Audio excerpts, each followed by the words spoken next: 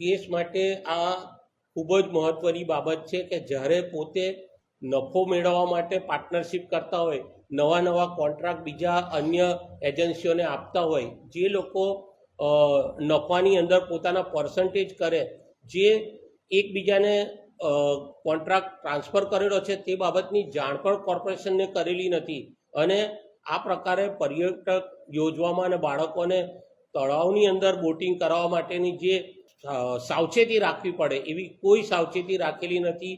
Overloaded કરેલું છે. આ કેસની અંદર FSLના રિપોર્ટ છે, પંચનામા છે અને જે રીતે કરુણ બનાવ બનાવવા પામેલ છે એમાં પ્રાથમિક દ્રષ્ટિએ હાલના ગુનેગાર આરોપીઓ છે અને તેઓની સામે કેસ ચલાવવો ચાલશે એમ કરીને ડિસ્ચાર્જ અરજી નામંજૂર કરવામાં આવેલી છે. તળાવની અંદર બોટ ચલાવવામાં આવતી હતી, એ બોટની મેન્ટેનન્સ કરવામાં આવતું નહોતું. બોટની અંદર જે રીતે કેપેસિટી પ્રમાણે બોટની અંદર લોકો બેસે, વિદ્યાર્થીઓ બેસે, તો એની દેખરેખ રાખનાર કોઈ વ્યક્તિ નહીં, કોઈ સુપરવિઝન નહીં.